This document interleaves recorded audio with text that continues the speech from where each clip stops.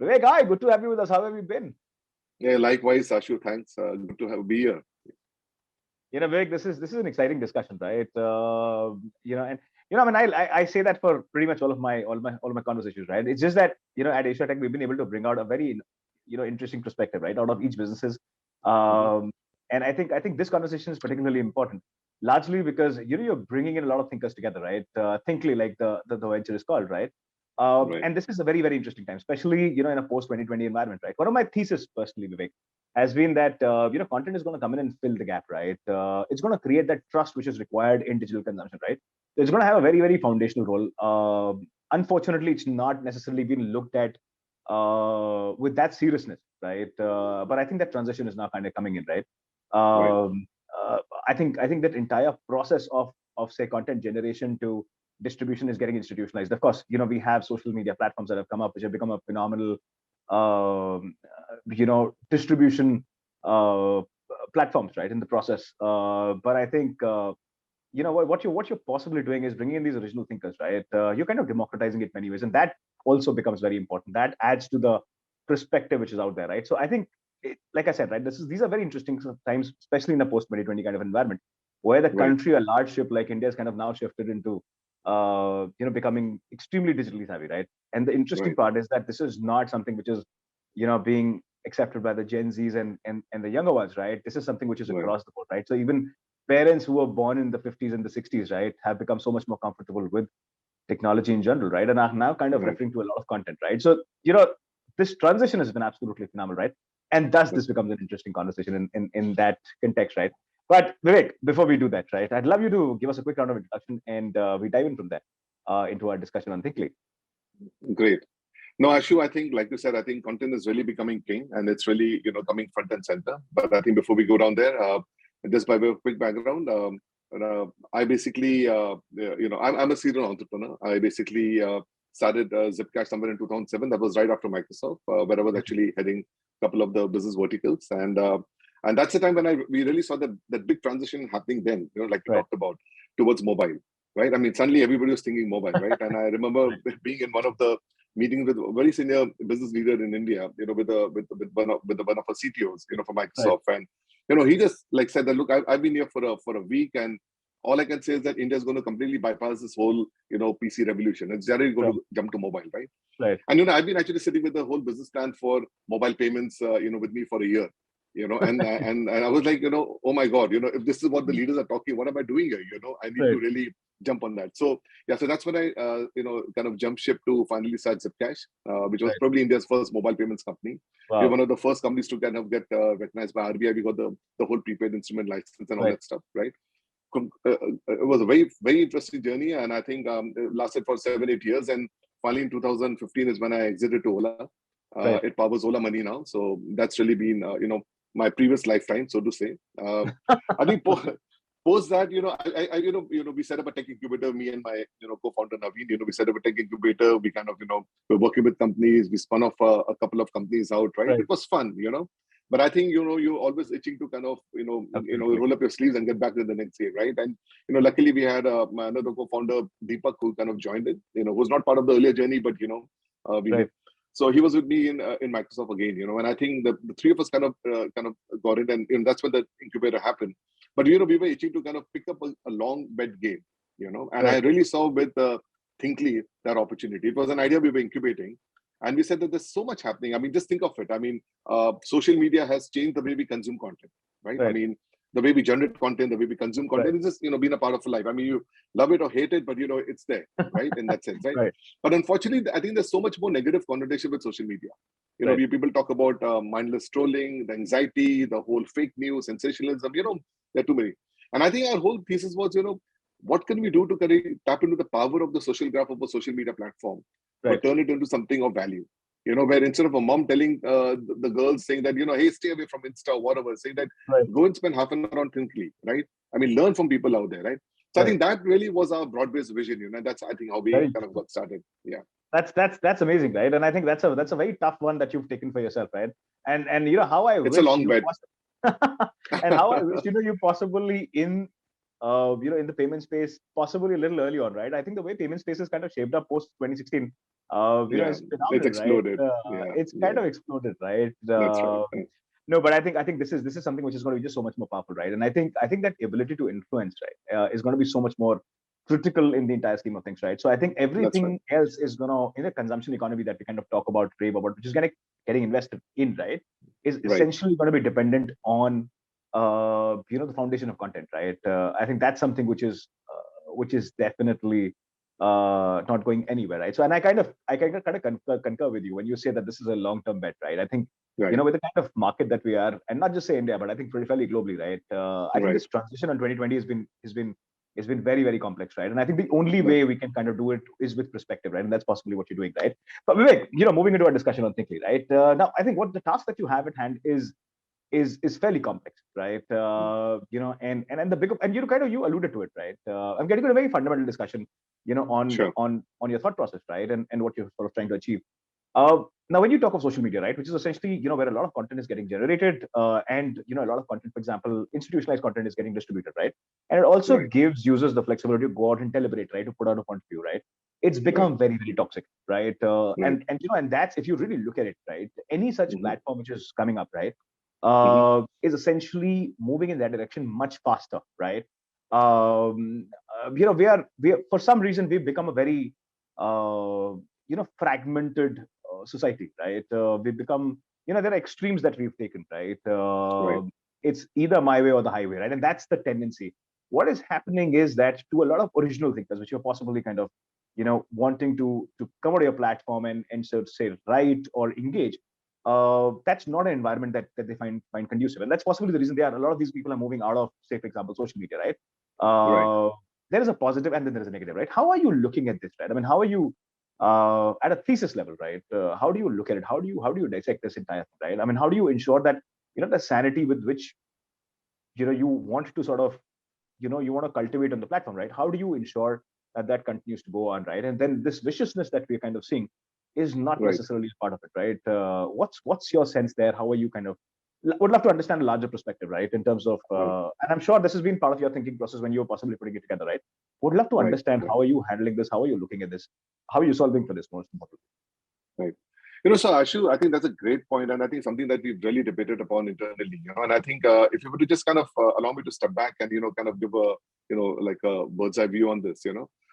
First of all, you talked about the toxicity, and Right, the whole trolling and the whole divisiveness that's there, right? right, And I think that's a very important point that so I think if you look at Thinkly, I mean, first and foremost, Thinkly is a safe place for you to right, share your perspectives. So we actually put in a lot of thoughts around how to make it troll free, how to put algorithms, how to give features to the creators to ensure that the conversations can be troll free, right? right, But I think let's look at the larger picture, right? And I think the main thing that you're seeing play out right now, Ashu, is this whole movement from social 1.0 to social 2.0. Now, what do we interesting, really mean by that, right? Like I said, Facebook, Twitter, great platforms. I right, mean, YouTube, Insta, they obviously have a place in the sun, right? hmm But I think the biggest challenge that you have with them is the whole equation with the stakeholders is extremely lopsided. So right, who are the stakeholders? I mean, there's a platform, there's a creator, and then there's a consumer right, or user on the platform, right? hmm Who made all the money? It was the right, platforms. And how hmm do they make all the money? Primarily because it's all about ad led, right? So right, so end of the day, the money all the platform made is whenever they could actually run ads and they would monetize that, and all of it was absolutely captured in one side by the platform, right? right, Now the creators probably very really sitting by the side and just watching all of this happen, right? And maybe with the exception of YouTube, I mean, who around 10 years back started the whole channel affiliate program, nobody hmm really could actually make a part of the ad revenue, right? How hmm did they make the ads? They made the ads by basically selling your and my data. You know, hmm your relationship status, your interests, your profiles, your social graph was basically used. And then the third thing, if you look at it, I mean, you will keep expecting the social media platform to actually rein in sensationalism, trolling, fake news, and all. But you know what? All of that drives more and more engagement, right, more opportunity to run ads, more inventory to run ads, right? So I right, mean, the whole basis, the way this platforms are structured, just doesn't allow them to behave. Even if they could actually step in to do it, I mean, they're just not incentivized to do that, right? So, right, which is why what you have is a very very loud, chill environment that you see, and platform really not really incentivized to kind of address that. That's one. The second thing, if you look at the creators themselves, right? I mean, here they were doing all the money, all the billions of videos that you see on YouTube have been uploaded by the users. All the correct, millions and billions of photographs that are going every day, again being uploaded by them, right? They don't make a part of the money. So what did they do? They basically had to focus on affiliate marketing. So right, they focus on building a large following, and then basically peddling products, kind of doing product placement, endorsements, giving you those marketing links, right? So the whole thing became, and I think the whole thing became about them trying to create a lot of clickbaity content, so that people come and click on it, view on it, and it just became, so I really said the social 1.0 led to the great hustle. Everybody is out there trying to earn a social media currency with the form of followers, likes, tweets, and then hope to monetize that off the platform somewhere. I think the big switch that's happening now is what I call social 2.0, which you're really trying to say, you're trying to give the power back to the creators, and in very simple ways. I mean, the first and foremost, just moving to a subscription model changes that. Because now the creator has full control on him. He doesn't have to worry about exciting 100,000 or 1 million users. He just has to worry about those 1,000, 2,000 users who are willing to pay him, let's say, $1, $2, $5 for his content, right? And I think that significantly changes the way he kind of looks at it. And he's not really trying to hustle anymore, right? He's more interested in creating content which is liked by these people, So I think that's one. Yeah. Sure. And the other thought, just to stay with that, if I may, is that the fact that because you're moving towards this thing now, suddenly, like if you look at platform like Substack, it makes a percentage of the money that the creators get. There's no incentive for them to actually encourage trolling, fake news, sensationalism, right? I mean, they really don't care. They don't really make money on ads at all, right? It's all, so therefore data privacy comes in, creators come back in control, platform become far more silent in that sense. So I think we're moving from a hustle economy to really truly a creator's economy, a value creating economy. Yeah. Very interesting point, right? So I think I kind of, when you're kind of making those points, I'm just thinking in my head, right? Vivek, there's also an alternate view, right? And that alternate view is, when you start thinking India, right? I mean, everybody's a content creator, right? Drama is something that flows in us, right? Correct. What you're possibly talking about and alluding to is institutionalized mindset, right?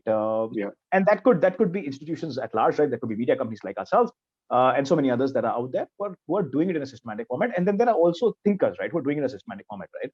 But unfortunately, that's not what the larger consumption base is, right? I mean, look at what's flown in India, right?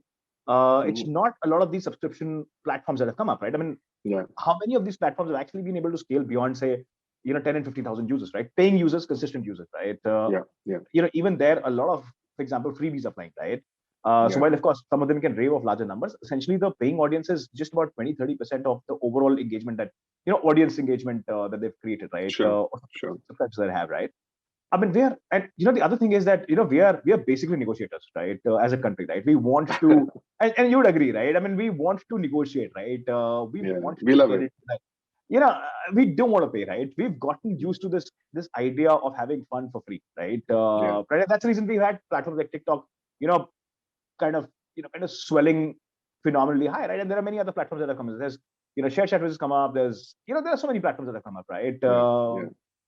What's your sense of it, right? I mean, is it the contra call that you've taken, saying that, listen, we're going to possibly be for the 1%, 1.5%, right? Who are aware, who want to sort of deal within or mingle within that same similar thinking audience, or is this, or you see a shift in trend, right? You think that we are becoming a smarter economy, right? Which will possibly start paying for what we are kind of consuming, right? They'll start liking the content, right? Also, a lot of OTT platforms, for example, have kind of plateaued out, right? Much faster. They are now kind of experimenting with creating lower rate engagements, right? They want people to come in and experience, right? And the challenges, right? It's not an easy fun run.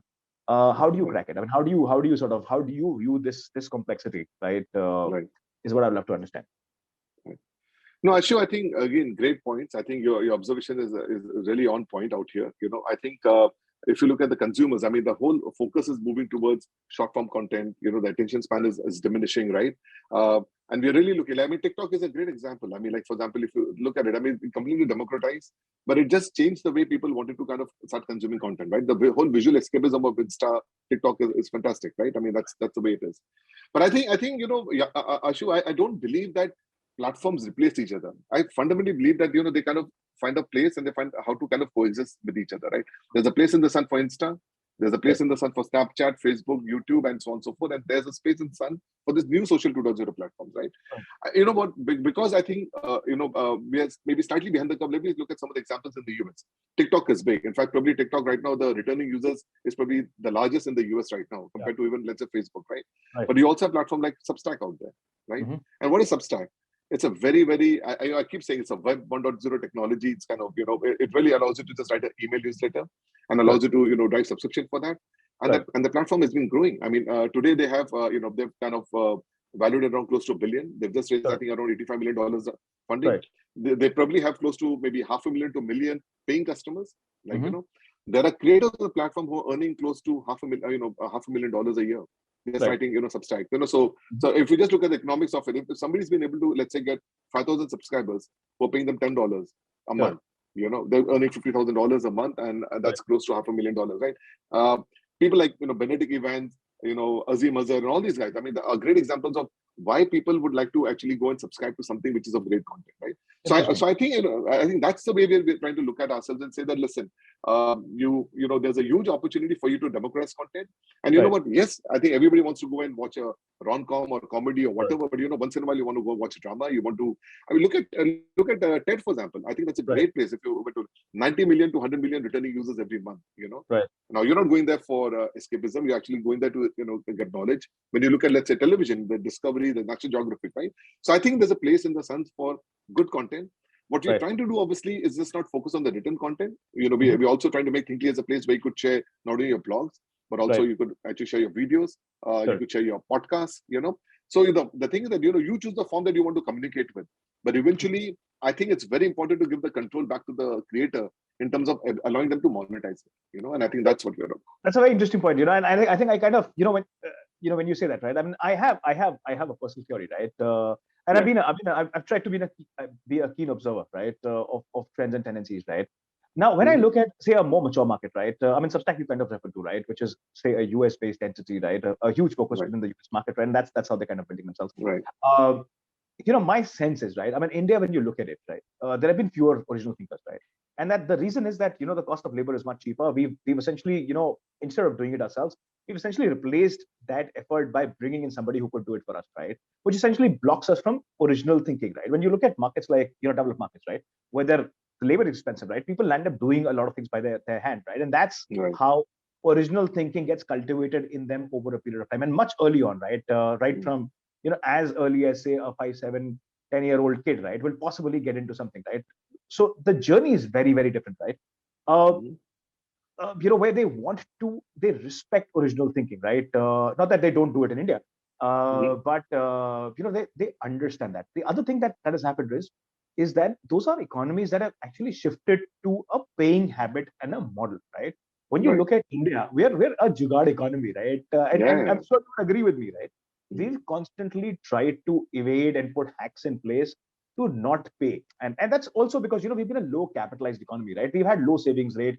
People, with content, with exposure comes aspiration, right? And you want to sort of circumvent, those say walls that get created, right? So there are these complexities that we kind of have to deal with, right? When you're building for a model like Right. My sense is, and I understand where you're coming from, right? But doesn't this elongates the entire, say, how you envision this market to play out, right? Because those are tendencies that are not going away, right? I mean, I'm a decision maker. I, for example, have a kid, right, who's going to go on to start consuming, right? I come from a low savings base economy, right, where the habit that I have is constantly of saving, right? Do you think that switch will happen effectively? How do you see that playing out, right? Because I am not, I mean, like I said, right, for the best of content which is going out there, it's saturating, it's plateauing out, right? They're not able to engage more and more users, right? I mean, we're a very large country, but the kind of base that these companies has is much smaller. What's your sense of it, right? Is that a fair comparison when you talk of, say, Substack, or do you have to have an alternate mechanics, right? Around say monetization or basically the plan that you have, the strategy here. How do you see that? Right. No, I think a great point, Ashu, again. And, I think if you think about it, point number one, which is why I said it's a long bet, right? I mean, it's not something that's going to, but, whenever I think people engage, with me on this, when they talk about how India is so different from the rest of the world, I actually have a very contrary view, I said, actually, fundamentally, we are not. It's just that, we have this perception, but fundamentally, if you look at it, so let me look at a few examples. When I had the business plan of Thinkly, of Zipcash, when I was trying to meet investors and all, I said, India's never going to go digital, and, I had this very senior VC who told me very condescendingly, he said, yeah, you know what, Vivek, there is very big competitor that I have Uh-huh. for Zipcash already. It's in my wallet and it's called cash. I mean, so you kind of hear those kind of things, right? Saying that, look, it's never going to happen, right? And then again, Right. if you look at it, I mean, right now, in the last 10, 12 years, we probably built one of the most sophisticated and one of the most vibrant, payment system in the world. Right. In fact, in many cases, when you look at the whole payment thing, we are way ahead even of the US and markets like that. India Correct. is really the benchmark, right? Sure. Similarly, when you say that will people pay for content, I said, we've been paying for content forever. I mean, if you think about it, early in 2000, right, when you had your feature phones and all that stuff, right? Even at that time, we would actually pay for a caller ringback tune, or wallpapers and downloads through the talk time, and that became We, vast, we, became a we pay multi-million for dollar fancy, business. we pay for things that make us look good, right?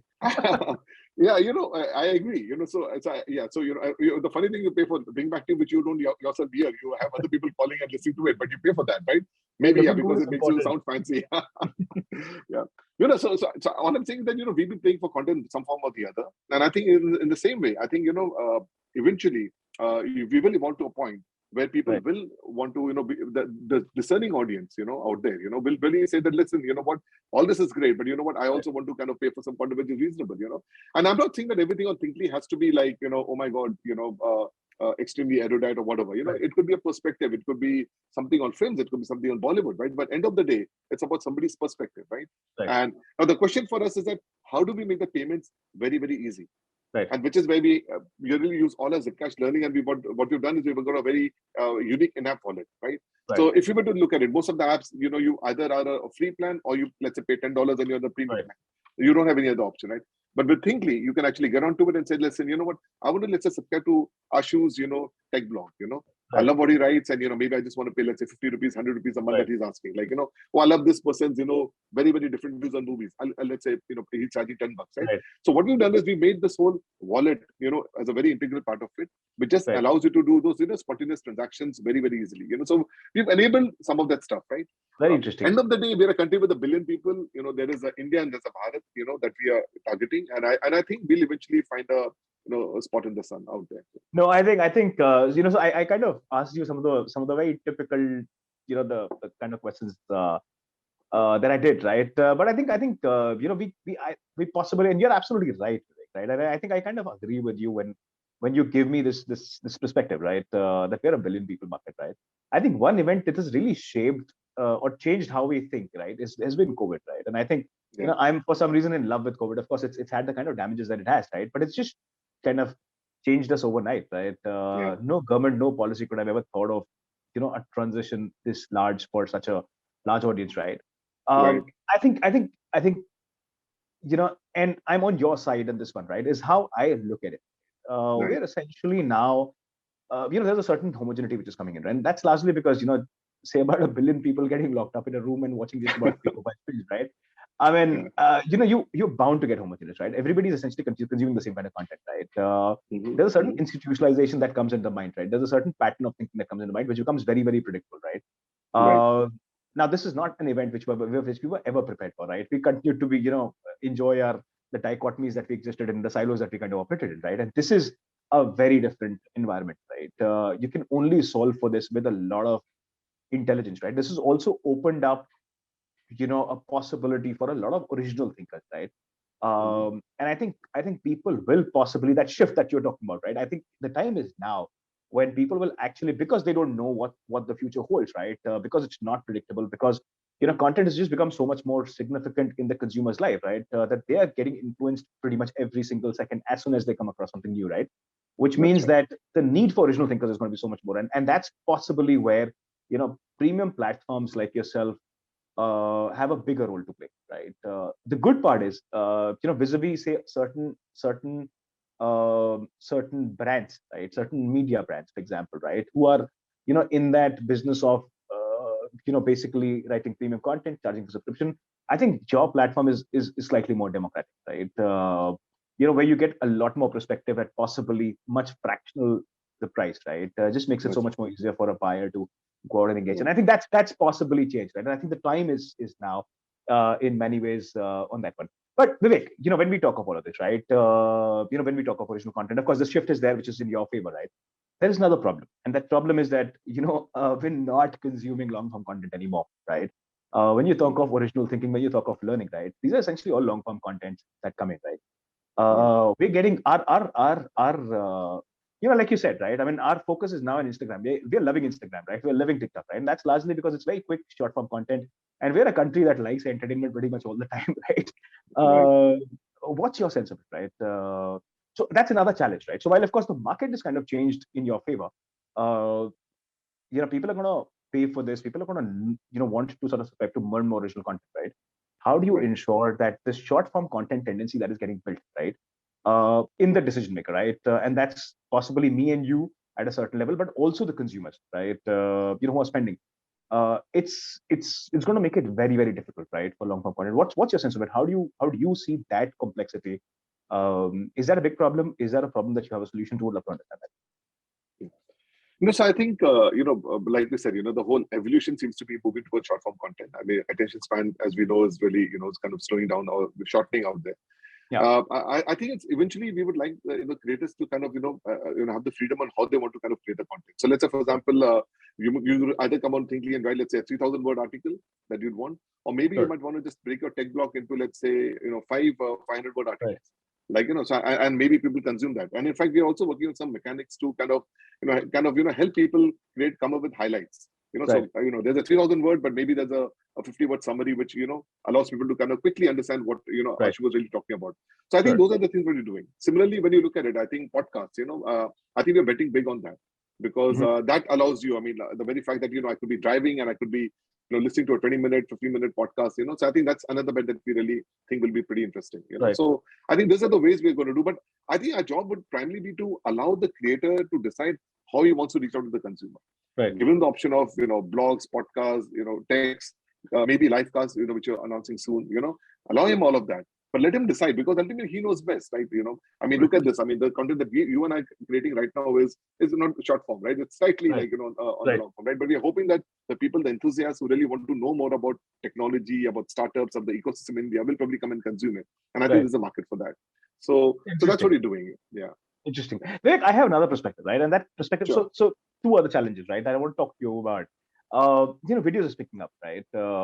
As a medium, right? Right. And I think I'm possibly sort of slightly loosely using this analogy, but we're not a economy which wants to put in effort, right? And that's visible in the kind of content that we consume. That's very Right. quick, snappy content, right? That we want to sort of engage with, right? And that's where the traffic really comes from.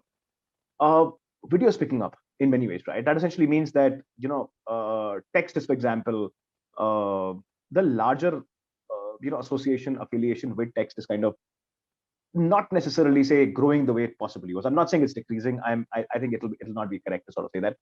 What's your Right. sense of it, right? Videos are available on YouTube, right? I mean, it's becoming a repository of sorts, right? It's just so much more convenient. Cameras improving, connectivity is improving. People are kind of shooting videos right left and center. Even people who are not necessarily very savvy with English. I mean, you and me are talking in slightly fancier English, right? But there are people who are, say, in native languages and all that, right? It's just so much more easier for them to go out, capture their views, and put it out, right? For people to watch it. And there's a thicker Right. audience base which is purely searching on, and looking at YouTube as their core go-to learning platform, right? What's your sense of it? I mean, how do you see it? Because YouTube continues to be for free, right? Right. Um, Right. that's a difficult one, right? Right. How do you segment that? I mean, how do you ensure that a lot of people who are possibly using that as a medium will switch on to, say, a Thinkly, right? I mean, how are you? Right.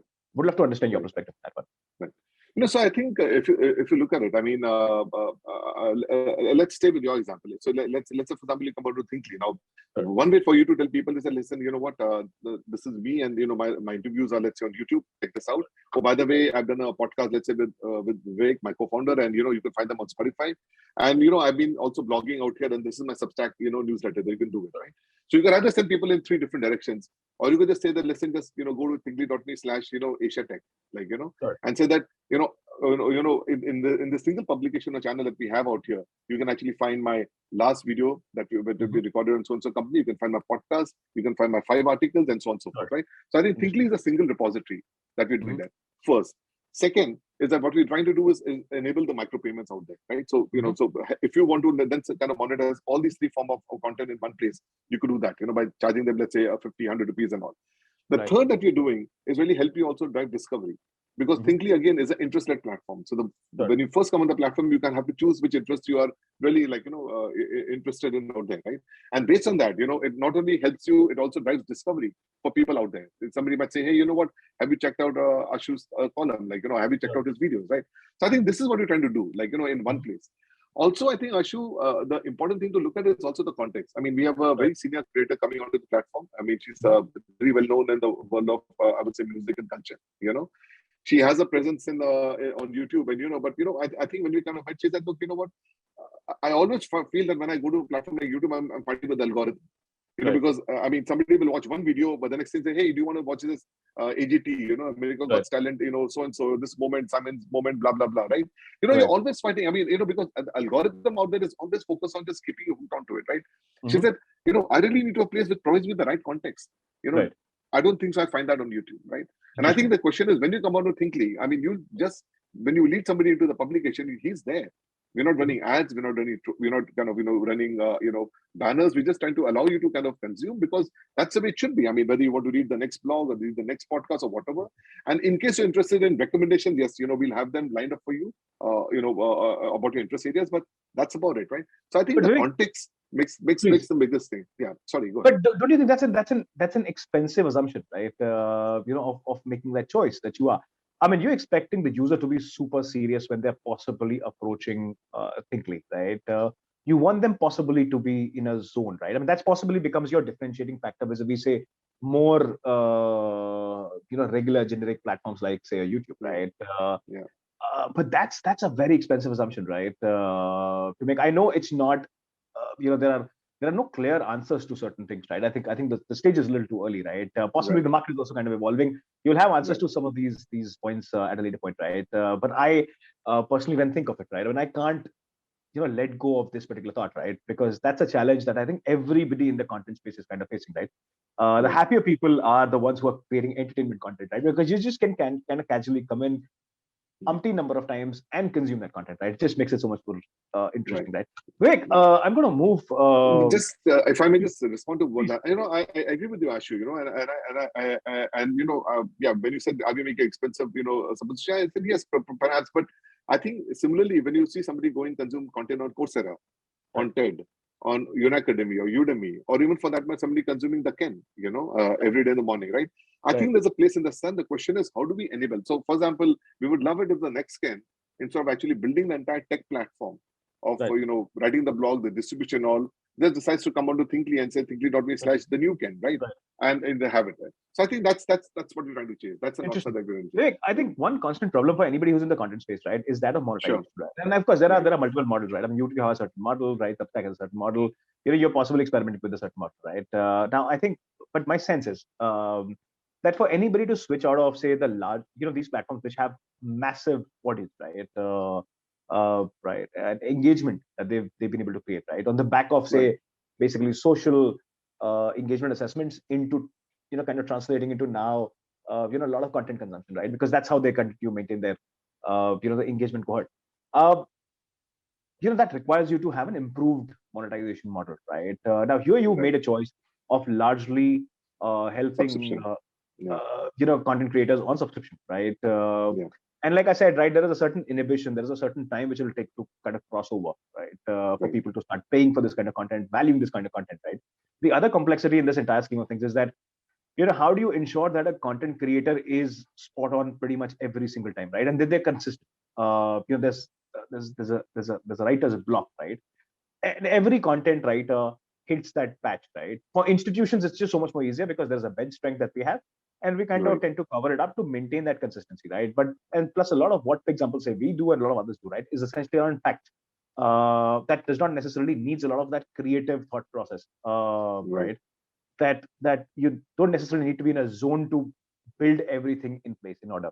Right. Um, that's a complicated one, right? How do you see that particular issue, right? Like I said, improve Right. monetization and ensuring that that longevity of association. I mean, I find Right. that to be a challenge with my OTT platforms, right? I mean, every single day I'm craving for more and more content. Unfortunately, these guys are putting out content only on Fridays, right? Right. For some reason, my tendency of consuming content has actually shrunk Mhm. vis-a-vis TV, right? I'm still paying for it because there's a certain change that has happened. But I have started to question if there's a better way to owning these or subscribing to these channels, right? That's a difficult problem to solve. Right. Right. Are you? How do you view it? I'd love to hear. I would love to know that. Right. No, so I think on Thinkly, I mean, what we have, for example, we have some very senior, seasoned people who are writing. Like, for example, you've got Kaveri Bamzai, the renowned film critic. She actually writes a Thinkly every weekend, when she can reviews. And you've got of Kalra, the sports editor. You've got Vinit Panchi. We've got writing from Dr. Ajit Ranade. So it's a very eclectic, interesting mix of people. Some of them obviously, are seasoned guys, and they probably know how to get over the writer's block that you talked about, right? But we are also putting up a lot of resources, and we're also trying to come up with some of these whole thing for people who are first time experimenting, or who probably so like how to improve your writing, how to get it out there, what's the right way to kind of build the content. So we're kind of working on putting all these tools and tips out there, and that's really the resource part that our content team is really working on very, very aggressively. Like maybe have those maybe one too many sessions with some of these guys to kind of help them along the way, right? So yeah. But I think largely, like I said, I mean, our whole thing is that I think people eventually get it. I mean, look at TikTok, right? I mean, from making very, very random videos to now you got fintech on TikTok, right? I mean, YouTube has become an education for me. Like, I mean, if you look at the production value of some of the YouTube videos, it's amazing, right? I mean, how people have been able to, move along. So I think the creators are fundamentally very smart. I mean, when they say that there's a platform which aligns to their interests, which meets the requirements, I think they'll finally figure out how to do it. But yes, we'll also support them with our tools, with the tips, and whatever we could, we could help them with. Super. Vivek, towards at the end of a conversation, right? And there's a lot of passion, energy that you're sort of bringing in to building Thinkly, right? Like I said, I believe in platforms that are going to empower and enable original thinking, right? What you see on a lot of these mass market platforms, right, is essentially not a lot of high quality original thinking, right? I mean, some of the names that you kind of alluded to, mentioned, right, are not people who are going out and creating a lot of this content on mass media channels, right? Mass media channels are essentially second layer of or third layer of understanding and then manifestation in some form of, say, content that's kind of coming there, right? And on most occasions, I find a lot of this information to be misguiding, incomplete, right, bad for people in general. But unfortunately, there is no filter whatsoever, right? So I think going ahead, I think the responsibility of platforms like yourself is going to be just so much more, right? Is essentially how I kind of see it, right? I think they're going to become very solid sounding boards, right? For people to go out and understand newer trends, tendencies, interest areas, right? And make informed choices, right? What possibly that does is that, it's going to be a market where people have a possibility of spending higher, but I think it's also going to bring in a certain sense of responsibility and the stakeholders to start, right? Absolutely. And I think that's a very interesting, kind of, a point that I'm seeing, right? Where all of this starts to converge together, and we're not very far away, right? In many ways. Vivek, you've done this for some time, right? Would love to understand the numbers. What are the next 2 years like? Fundraise plans, if any. Would love you to give us a perspective on that.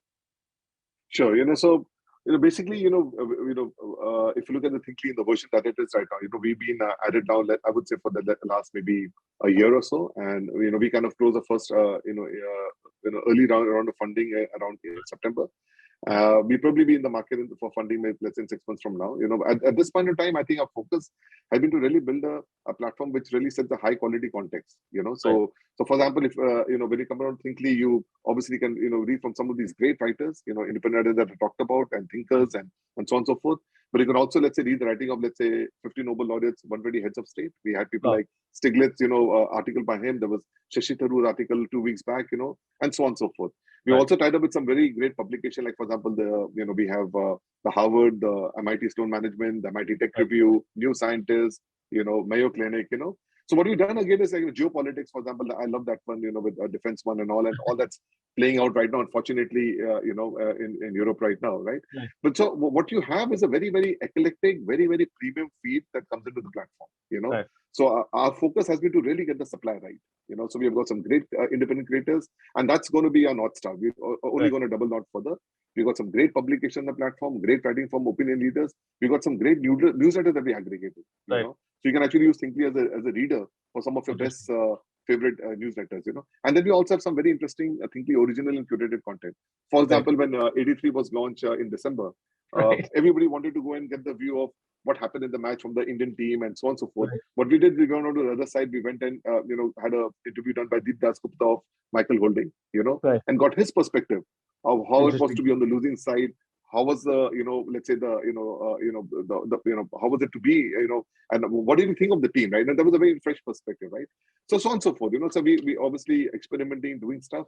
But yeah, I think we're really excited about the opportunity, and I think this space is really going to take off, in our view. Amazing, amazing. Vivek, my last question in this round of interaction, and I wish to have you with us much sooner, where we of course discuss, where we'll discuss so much more, right, about content as a space. I think this is just so much more interesting in many ways, right? But what are the this is also my favorite section, right? Where I ask founders, who've been there for some time, right? Who've built things, right? Who've engineered things for a market as complicated as say India, right? There's usually a lot of learning, right, in their journey. Right. What would you want to share with say many founders, entrepreneurs who are going to watch this, right? And this is more personal. This is more observational. Whatever you would want to share, I'd love to capture that here. And like I said, right, this is going to be beneficial for so many more people who are going to be watching this. Well, that's a curveball. I mean, I got to think about it. But I think there's just so much. I mean, I think when you go through a journey, and you spend around 7-8 years doing that, right? I mean, it gets sometimes very tough, And I think I think my single takeaway would really be the fact that you have to stay focused. You obviously have to persevere, right? But I think also you need to kind of build all of this on some sound philosophy that helps you get through. That could be really your mission. That could be your maybe your family. In my case, it was a family, and the fact that I was kind of thriving on a philosophy that helped me kind of get through this. So I think it's a tough journey, right? And if to stay in there. The other thing I keep telling people is that there's so much talk nowadays about follow your passion. It's okay. And I say, what? Don't follow your passion. Follow your talent. Because ultimately, I mean, I would love to. My passion could be singing, it could be playing chess, but at this age, I'm not going to make money out of it, right? So I think if you want to build a career, focus on your talent, focus on your strengths, and see how you could, probably, kind of monetize on that, right? Or build a business based around that. Yeah. Super. Vivek, thank you so much for doing this with us today. I think it's been an absolutely smashing conversation. There are not a lot of conversations where I get to that level, right, of understanding. And I think anybody who's building a content business, and I a lot of people on the other side tend to think that content is easy, right? My sense is content is the most difficult piece that you can crack, right? I mean, there's just so much of perspective, there's just so much of complexity, there's a lot of baggage, cultural baggage that we carry, right? I mean, to get it right on content and to ensure that there's consistent engagement, people kind of learn from it, especially in an environment like the one you are operating, is just so much more difficult, right? I think original thinking is a challenge, right? Especially for a market which is transforming. The good part is, like I said, right, 2020 has happened. We have started to respect. We're in uncharted territory, right? There is no other way but to have right content to help us, kind of tide over in many ways, right? Vivek, we wish you all the way best, for Thinkly, for all the good work that you've been doing. We wish to see many people. We have, like you mentioned, right? There are a lot of people who are at the top of their game and are available on Thinkly. We wish there are many contributors who come from the ground, right, from the roots, and put out their observations, right? I think we need platforms which become deliberative for people in general, right, to learn, understand. And I think you have a large and an important role to sort of play in that entire phase zone where we are, what we're headed into, right? And for the economy to become so much more aware and intelligent, right? We wish you all the very best, Vivek. Thank you so much for being a part of it, and thank you so much for taking the time out. Thank you so much, Ashu. On behalf of Team Thinkly, thanks for having me over, and really enjoyed the conversation and look forward to many more. Thank you. Thank you. Bye. Bye.